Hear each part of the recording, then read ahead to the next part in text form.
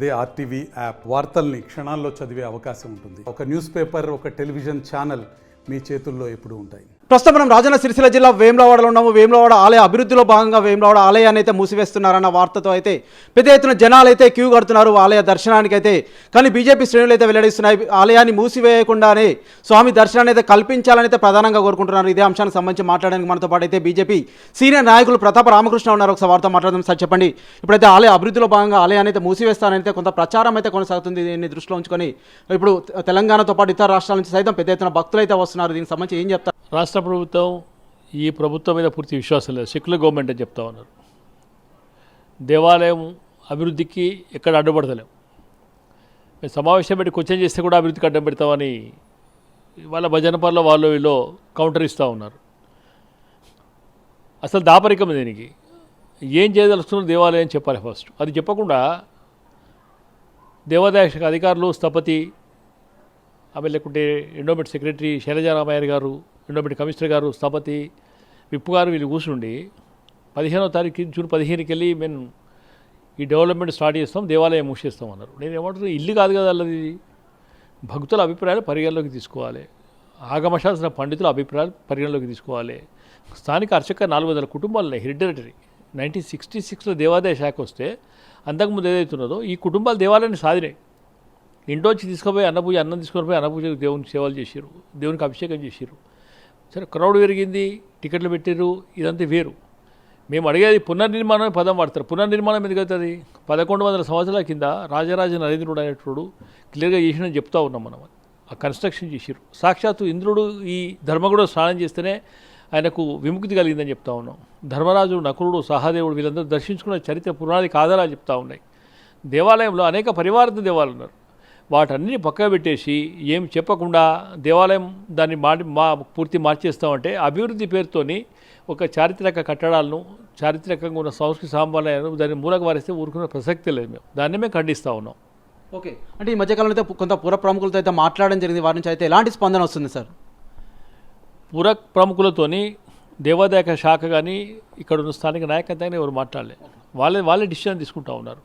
నేను ఏమంటున్నా, దేవాదాయ శాఖను ఒక 50 రూపాయలు టికెట్ వేస్తేనే దానికి నోటిఫికేషన్ ఇస్తారు, నెల రోజులు ఆబ్జెక్షన్స్ ఉన్నాయని. టెక్నికల్గా పెంచేది పెంచుతాం కావచ్చు, చేసేది చేస్తాం కావచ్చు.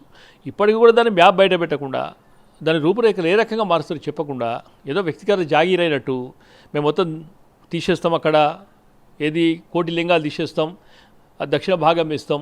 నేను అడుగుతూ ఉన్నాను, 35 ఎకరాల టెంపుల్ ఏదైతుందో విస్తరణ గత ప్రభుత్వం చేసింది. నీ అభివృద్ధి దాన్ని చేసుకో. కేవలం దేవాలయ ప్రాంగణం వేస్తేనే యాత్రికు సదుపాయం ఉంటుంది. అంటే సదుపాయం అంతా ఒకసారి చెప్పాలి, దానికి సమాధానం చెప్పరాలు. ఆ సమాధానం చెప్పకుండా దాటే వేసుకుంటూ అభివృద్ధి కాదు. అభివృద్ధి అంటే what is meaning of the development నేను అడుగుతున్నాను. చెప్పండి, అభివృద్ధి అంటే ఏంది? దేవస్థానం లోపల జరిగే దాన్ని వైశాల్యం చేస్తే అభివృద్ధి అంటమా? మౌలిక వసతుల రూపకల్పనలో పూర్తిగా విఫలమైంది ప్రభుత్వం, గత ప్రభుత్వం విఫలమైంది. దేవాలయంకి వచ్చేటోళ్లకు కనీసంగా టాయిలెట్స్ లేవు. ఈరోజు కూడా నేను ఛాలెంజ్ చేస్తూ ఉన్నాను, నాయకత్వం చేసే కాంగ్రెస్ పార్టీ కార్యకర్తలు, నాయకుల్లో ధర్మగుండంలో ఒకనాడు స్నానం చేసినా చెప్పమనండి. ప్యూరిఫైడ్, నా చిన్నప్పటికెళ్ళి చెప్తున్నాను, దాన్ని ప్యూరిఫైడ్ చేస్తామనేది. దాన్ని స్నానం చేస్తే ఆ నీళ్ళతో స్నానం చేయలేని పరిస్థితి, చల్లుకోలేని పరిస్థితి. కోడల మొక్క ఏదైతే ఉన్నదో ఆ క్యూలైన్లా చిన్న పిల్లలు పోస్తే బాటిల్లో పెట్టి బాటిల్లో మూత్రం వచ్చి పక్క పెట్టిపోతూ ఉన్నారు. ఇక వీళ్ళు మనం దీన్ని చేస్తామంటే ఎట్లా నమ్ముతాం? అసలు ఈ ప్రభుత్వం మీద విశ్వాసం లేదు. మౌలిక వసతుల రూపకల్పన కావాలి. గతంలో నేను నిన్న కూడా చెప్పాను మీటింగ్లో, నేను తిరుమల దేవస్థానం గర్భాలయం ఎంత ఉందని మీరు కూడా పోయినరు. ఈ దేవాలయం కంటే ఇక్కడ పెద్దగా లేదు కదా. వాళ్ళు డెవలప్మెంట్ కంపార్ట్మెంట్స్ చేసుకొని డెవలప్మెంట్స్ చేసుకున్నవారు, ఏసీ ఇచ్చారు, సిట్టింగ్ పెట్టి టాయిలెట్స్ ఇచ్చారు. అవన్నీ చేసుకున్న తర్వాత లోపల దేవాలయం అమ్మారండి. దాన్ని ముట్టకుండా ఇలా ఆయన వాస్తు చెప్తా ఉన్నాడు, ఏది దేవాదాయ శాఖ వాస్తు అధికారి. ఆ వాస్తుకు లేకుంటే ఈ దేవాలయం ఇన్ని సంవత్సరాలకి వెళ్ళి 100 కోట్ల రూపాయలకి ఎట్లా పోతుందండి? దాదాపు 1,20,000 మందిని పర్ డే భరిస్తూ ఉంది ఈ ఉన్న ప్రిమిసెస్లా. నేను అడుగుతూ ఉన్నాను, ఏ ఆగమ శాస్త్రంలో, దేంట్లో, ఏ శాస్త్రంలో గర్భాలయంలో ఒక సమాధి ఉండాలన్నది మరి ఆ దేవాలయ ప్రాంగణంలో? వీళ్ళు కనీసంగా ముట్టుకునే ధైర్యం దాని గురించి మాట 3 గంటలు చర్చ చేస్తే దాని గురించి అక్కడ చర్చ చేయాలి. మరి దాన్ని అట్లే ఉంచి హిందూ దేవత విగ్రహాలను తీస్తారంటే మాత్రం ఎవరు ఊరుకునే పరిస్థితి లేదు. ఖచ్చితంగా కూడా ప్రతిఘటిస్తాం దాన్ని. ఏ దేవతా విగ్రహాన్ని ముట్టుకోవాలని మా డిమాండు. రెండోది, దేవాలయం మంచిస్తానికి మీరెవరు? నేను అడుగుతూ ఉన్నాను. ఇవాళ చరిత్ర చాలామంది నేను గ్రూప్లో పెడితే కౌంటర్ పెడతా ఉన్నారు, కాశీ డెవలప్మెంట్ చేసినప్పుడు ఎందుకు మాట్లాడలేదు. నేను అదే చెప్తాను, ఛాలెంజ్. అక్కడ ఉన్నోడు గొప్పోడు యోగి, ఒక ఋషి పుంగముడు లెక్క ఉన్నాడు ముఖ్యమంత్రి. ఎక్కడ ఒక్కళ్ళైనా కోర్టుకోయినరా? అంత పెద్ద కారిడార్ నిర్మాణం చేస్తే కూడా గంగకెళ్ళి డైరెక్ట్ కారిడార్ నిర్మాణంలో కూడా కొన్ని వందల ఇల్లు వేల ఇల్లు దెబ్బతింటే కూడా ఎక్కడ కూడా ఒక కోటుకోకుండా మెయింటైన్ చేసిన కెపాసిటీ యోగి ఇది. ఆ కారిడార్కు సంబంధించి వాళ్ళు కోట్టుకోలేదు. ప్రజలు ఏ రకంగా మార్కెట్ విలువ కోరుకున్నారో ఆ రకంగా మార్కెట్ విలువ ఇచ్చిన కనుక వాళ్ళు ఎక్కడికి పోలేదు. దాన్ని ఉదాహరణ తీసుకొని చేయమనండి. కాశీ కారిడార్ డెవలప్మెంట్లో కూడా కాశీ దేవాలయం బంద్ చేయాలి. ఉజ్జయిని కార్ డెవలప్మెంట్ కూడా ఉజ్జయిని కారిడార్ బంద్ చేయాలి. ఈవెన్ అయోధ్య రామాలయ టెంపుల్ 1200-1300 కోట్ల నిర్మాణం చేస్తే కూడా ఆ బాలరాముని ఆ చిన్న గుడిసె నుండి దర్శనం కంటిన్యూషన్ చేసింది, ఎక్కడ బంద్ చేయాలి. దేవాలయం బంద్ చేసి చేస్తాననేది అది పూర్తి తప్పు ముచ్చట. ఓ పక్క పనులు జరుపుకుంటారు కూడా మీరు తూర్పు భాగం పెంచుకుంటారా ఉత్తర భాగం పెంచుకుంటారా? ఆ డెవలప్మెంట్ అయిన తర్వాత లోపలికి వస్తే బాగుంటుంది మా వాదన. ఓకే అండి, అంటే ఇక్కడ పుర ప్రముఖులు కావచ్చు, అంతేకాకుండా మీ అభిప్రాయాలు ఏమైనా, అంతేకాకుండా మీ డిమాండ్స్ అయితే ఏమైనా అంటే ఆలయ అభివృద్ధికి సంబంధించి కావచ్చు, అంతేకాకుండా ఇప్పుడు జరుగుతున్న పరిణామాల దృష్ట్యా ఏం చెప్తారు సార్? నేను ఇంతకుముందు చెప్పినాను మీకు, అభివృద్ధి అంటే కేవలం దేవాలయం వైశాల్యం చేస్తే అభివృద్ధి ఒక్కసారి చెప్పాలి. మీరు మౌలిక వసతుల రూపకల్పన కావాలి. భక్తులు వచ్చే వాళ్ళు ఎవరైతే ఉంటారో ఆ లోపల మీరు చేసే విశాలం చేసినా లేకుంటే ఇప్పుడున్న దేవాలయంలో వాళ్ళు ఉండేది కేవలం 15 నిమిషాలు 20 నిమిషాలు. కానీ బయట వెయిట్ చేసేది కోడల క్యూలలో 5 గంటలు 6 గంటలు వెయిట్ చేస్తూ ఉన్నారు. ధర్మ దర్శనానికి 6 to 7 hours వెయిట్ చేస్తూ ఉన్నారు. ప్రత్యేక దర్శనానికి గంట నుంచి 2 గంటలు బయట వెయిట్ చేస్తూ ఉన్నారు. అక్కడ ఈ రూపకల్పన ఏదో బయట వేయండి. మౌలిక అవసరాల విషయంలో ఆ బ్యూటిఫుల్ క్యూ కాంప్లెక్స్ ఇద్దాం, నో డౌట్ సిట్టింగ్ క్యూటా పెట్టండి, కూర్చుంటానికి 1000 మంది రాని ఒక 5000 మంది నుంచి 10,000 మంది కూర్చుంటే విధంగా చేయండి. అది చేయకుండా కేవలం వ్యక్తిగత ప్రాబల్యం కోసమో లేకుంటే మా హాయంలో ఇది జరిగిందని చెప్పుకోవడానికి చేస్తున్నది తప్పితే నిజంగా కూడా భక్తుల మీద భక్తుల అభిప్రాయాలు ఎక్కడ కూడా గౌరవిస్తలేదు ఈ ప్రభుత్వం. ఓకే అంటే మీ కార్యాచరణ ఎలా ఉండబోతుంది? అంటే ఈ నెల 14 నుంచి అయితే బంద్ నిర్వహిస్తున్నట్టు కొంత ప్రచారం అయితే కొనసాగుతున్న నేపథ్యంలో ఏం చెప్తారు సార్? బంద్ నిర్వహించేది అంటే ప్రజల అభిప్రాయాన్ని ప్రభుత్వం తెలియజేసేందుకు. ఇక్కడేదో చిన్న కార్యక్రమాలు చేస్తే మెసేజ్ పోతుంది అనేది. ఇలా మా అభిప్రాయం చెప్తాను. నిన్న కూడా ఇండివిజువల్గా మేము పార్టీ పరంగా చేసింది కాదు. ఆల్ టోటల్గా ఈ గ్రామంలో ఉన్న దాదాపు ఒక 20-22 కుల సంఘాల నాయకులు వచ్చిండ్రు, డిఫరెంట్ ఆఫ్ పార్టీస్ కార్యకర్తలు వచ్చిండ్రు, ఫస్ట్ గిరి రాకుండా సెకండ్ క్యాడర్ వచ్చిన వాళ్ళు కావచ్చు. వాళ్ళ డిమాండ్ ఒకటే, ఈ దేవాలయం బంద్ కావద్దు. ఈ దేవాలయం బంద్ అయితే కొన్ని దాదాపు 5 నుంచి 6 వేల కుటుంబాలు రోడ్డులో పడతాయి. ఆ రోడ్డులో పడద్దనేది మా వాదన. అది దాన్ని పక్క పెట్టేసి ఇవాళ కోరికలండి. అలా నేను అడుగుతూ ఉన్నాను ఈ నాయకులను, తిరుమల దేవస్థానానికి మొక్కుతాం వెంకటేశ్వర స్వామికి. అక్కడ మొక్కేందుకు ఇక్కడ మా దగ్గర ఎదురుగడ్డ కూడా వెంకటేశ్వర స్వామి మొక్కు తీసుకుంటారు. రైలు మొక్కే రాజన కోటని కడతామని, అభిషేకం రాజనకు ఇస్తా అని, కళ్యాణం రాజనకు ఇస్తా అని, అన్న పూజలు రాజనకు కడతా అని, వీటన్నిటినీ కేవలం భక్తులకు భీమేశ్వరాలయం కల్పించి కేవలం భగవంతుడి పూజలు అర్చకులతో అక్కడ చేస్తామంటే ఇది కరెక్టా చెప్పండి మీరు? మోసం కాదా? దేవాదాయ శాఖ మోసం చేస్తలేదా? భక్తులను సెంటిమెంట్ పేరుతో మోసం చేసే పెద్ద విభాగమే అది. హిందూ ధర్మం గురించి ఆ దేవాదాయ శాఖ మాట్లాడదు, ఫెసిలిటీస్ గురించి మాట్లాడదు, డబ్బులు జమ చేస్తే మాత్రం తీసుకుపోవడానికి మాట్లాడుతూ ఉన్నాయి. దాన్ని మేము వ్యతిరేకిస్తూ ఉన్నాం. ఓకే అంటే ఇది అంశం గురించి మీరు ఏమైనా అధికారులతో కానీ ఎవరితోనైనా మాట్లాడే ప్రయత్నం ఏమైనా చేశారండి? నేను లాస్ట్ మంత్ వస్తే నేను కమిషనర్ గారికి క్లారిటీ చెప్పానండి. మీరు అందరినీ పరిగణనలోకి తీసుకొని చేయాలని. శైలజ రామయ్య గారు కూడా మేము రిప్రజెంటేషన్ ఇచ్చినాం ఆమెకు. ఇది అందరినీ పరిగణలోకి తీసుకొని చేయాలండి. ఇది బంద్ అయితే చాలా కష్టమవుతుంది. ఇప్పటికే రియల్ ఎస్టేట్ ఈ ప్రభుత్వం వచ్చిన తర్వాత ఏం లేకుండా అయిపోయింది. ఫుట్పాత్గా బతికేటోళ్ళు, కొబ్బరికాయలు అమ్ముకునేటోళ్ళు, పూలు అమ్ముకునేటోళ్ళు, రకరకాల మనుషులు ఉన్నారు. వాళ్ళందరికీ జీవన ఆధారం ఏంది? మొత్తం హిందువులు చాలా సెంటిమెంట్ అండి. చిన్న బండ మీద కుంకు వేస్తే కూడా 5 రూపాయలు పెట్టిపోతాం మనం. ఆ సెంటిమెంట్ను వాడుకుంటుంది దేవాదాయ శాఖ. మీరు అక్కడ జరిగే పూజలు ఏదైతున్నాయో భీమేశ్వర చేస్తూ ఉంటే ముందుగా తప్పు. మీరు ఏదో మా లీడర్కు దండేస్తాను పోతాం, నా పిఏకు దండ ఏమంటే ఎట్లా? ఇప్పుడు వీళ్ళు చెప్పే పద్ధతి అట్లే ఉన్నది. చారిత్రక ఇతిహాసం గురించి వాళ్ళకి తెలియదు. ఇలా ఉమామహేశ్వర స్వామిని నకులుడు, సోమేశ్వర స్వామిని సహదేవుడు, భీమేశ్వరుని భీముడు, ఈ రకంగా ప్రతిష్టలు ఉన్నాయి. మీరు ప్రపంచంలో ఈ భారతదేశంలో ఎక్కడ లేని సదుపాయము, ఎక్కడ లేని దేవతా విగ్రహాలు ఆ దేవాలయాలు ఉన్నాయి. ఛాలెంజ్ చెప్తాను, కోటిలింగాలు ప్రాశస్త్యం లేని చెప్తా ఉన్నారు. ఇలా ఒక సామాన్య యాత్రికుడు లోపలికి పోతే అతి దగ్గర దర్శించుకునేది కేవలం కోటిలింగాలే. మీరు ఒకసారి అబ్జర్వ్ చేయండి. దాని వెనుకనే విఠలేశ్వరుడు ఉన్నాడు, అక్కడ యాదగిరి లక్ష్మీనరసింహ ఉన్నాడు, అక్కడ బాలతీర్థ సుందరీదేవి, తర్వాత పోతే మనకు సుబ్రహ్మణ్య స్వామి, అక్కడ దక్షిణామూర్తి, ఈ పక్కకు వస్తే కాలభైరవుడు, ఈ పక్కకు వస్తే బాలరాయేశ్వర స్వామి, ఈ పక్కకు వస్తే చంద్రుడు, ఒక పక్కకు పోతే సూర్యుడు, ఈ ముందరకు వచ్చిన శ్రీరాముడు, ఆ పక్క అనంతపద్మ స్వామి, ఒక పోతే మళ్ళీ ఆ పక్కకే వెంకటేశ్వరుడు, ఆ పక్కకి కృష్ణుడు, ఈ పక్కకి కాశీశ్వరుడు. అసలు ఒక ఎంత పెద్ద దేవాలయ సముదాయం అంటే ఆ లోపల లేని, ఈ మందిరంలో లేని దేవుడు లేడు. దాని మొత్తం చారిత్రకత సాంప్రదాయాన్ని నాశనం చేస్తా అంటే ఎట్టు ఊరుకుంటాం మనం ఒకసారి చెప్పండి మీరు. ఆ విధానాన్ని తప్పుపడతాం. వాళ్ళు డెవలప్మెంట్ ఏమైనా చేసుకుంటే బయట చేసుకుంటే మాకు సంబంధం లేదు. కానీ అభివృద్ధిని బూచిగా ఉంచి వ్యక్తిగత ప్రతిష్ట కోసం ఈ ప్రాచీన సంస్కృతిని, ఆ నాగరికత పెరిగిన ప్రాచీన స్థాపనలు పక్క పెడతారా మాత్రం ఎవరు సహించడానికి సిద్ధంగా లేము మేము. ఓకే అండి, ప్రస్తుతం చూసినట్లయితే కొంత ఆలయ ఇప్పుడు టెండర్ల విషయానికి వచ్చేసరికి అయితే మాకైతే ఎలాంటి సమాచారం అయితే ఇవ్వట్లేదని సైతం కొంత ప్రచారం అయితే కొనసాగుతుంది.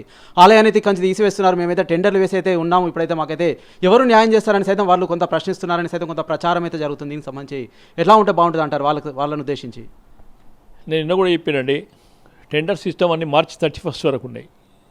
వచ్చేది సమ్మక్క సారక్క. వర్షాకాలంలో ఎంత తెలియలేనోడైనా మూర్ఖుడైనా వర్షాకాలం ప్రారంభం చేసుకుంటారండి ఎవడన్నా? ఇప్పుడు మీ సొంత ఇల్లు నిర్మాణం ఎప్పుడు స్టార్ట్ చేసుకుంటారు? వర్షాకాలం స్టార్ట్ చేసుకుంటారు చెప్పండి మీరు. ఏం లేదు, మా చేతుల అధికారం ఉంది, మేము చెప్పింది నడుస్తున్న అహంకారం చేస్తూ ఉన్నారు. గతంలో దేవాలయ నిర్మాణాల కోసం కూడా చాలామంది నాయకులు, ఇలా కంచి స్వామి పీఠాధిపతి వాటికి జయలలితను ముట్టుకుని జయలలిత ఏమైందో ఒకసారి ఆలోచన చేయండి మీరు. 1000 కాల మండపాన్ని ముట్టుకుంటే ఆ ముఖ్యమంత్రి 10 సంవత్సరాలు ప్రజలకు దూరంగా ఉన్నాడు, అధికారానికి దూరంగా ఉన్నాడు.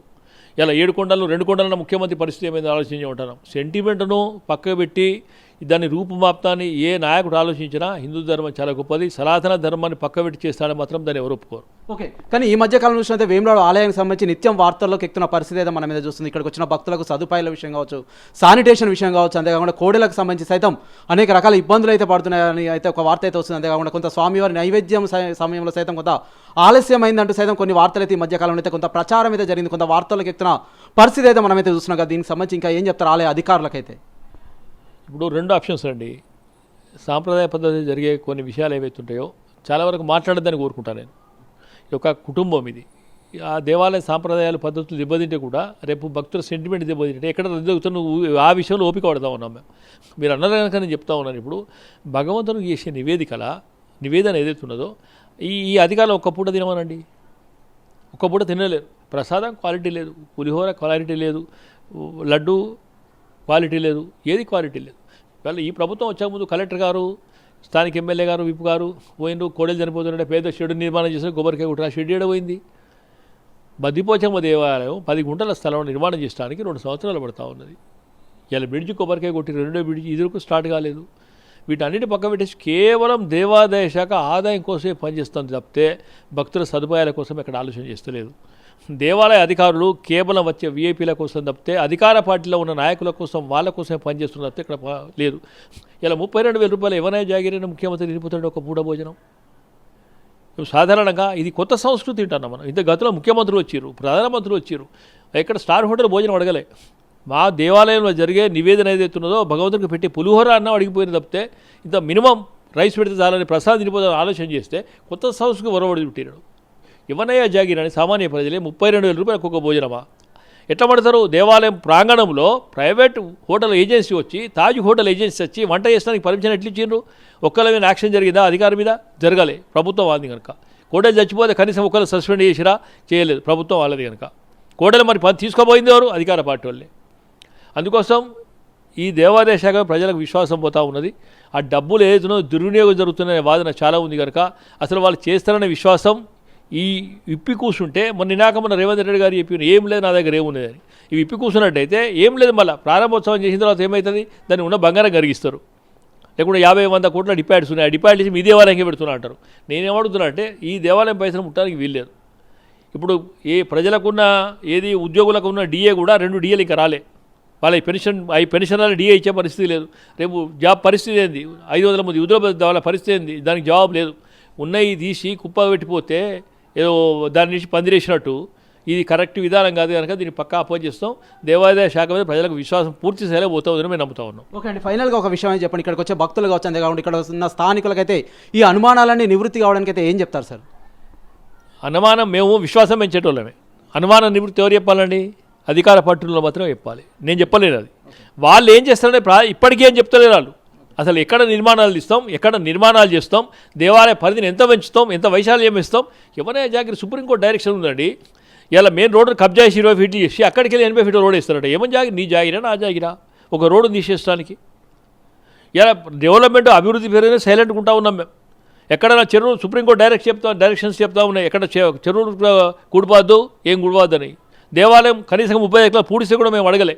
దేవుని విశ్వాసంతోనే, భక్తుల మీద నమ్మకంతోనే, ఇలా బెనిఫిట్ అయితే ఉద్దేశంగా మేము అడ్డం పడతలేం. ఇలా సైలెంట్గా ఉన్నామనే దాన్ని ఆసరా తీసుకొని అధికార అహంకారంతో చేస్తే ప్రజలకు క్షమించరు. ఖచ్చితంగా కూడా ప్రజల విశ్వాసాన్ని ప్రయత్నం చేస్తాం. దేవాలయ మూసివేతకు నాతో పాటు మొన్న కూడా కేంద్ర మంత్రి బండి సంజయ్ గారు కూడా ఆ మీటింగ్లో వారితో నేను మాట్లాడి ఇప్పుడు దేవాలయ మూసివేతకు అసలు ఒప్పుకునే ప్రసక్తి లేదు. దాదాపు కొన్ని వేల కుటుంబాల జీవితాలు రోడ్డు మీద పడతాయి. స్ట్రీట్ వెండర్స్ అండి, ఈ మున్సిపాలిటీ వాళ్ళ లెక్క ప్రకారమే 2700 మంది స్ట్రీట్ వెండర్స్కు ముద్రా లోన్స్ ఇచ్చింది 10,000. అది కాక ఆధారపడేటోళ్ళు దాదాపు 5,000 మంది, 10,000 కుటుంబాలు దీనిలో బతుకుతూ ఉన్నాయి. ఈ 10,000 కుటుంబాల పరిస్థితి ఆయన సమాధానం చెప్పాడు.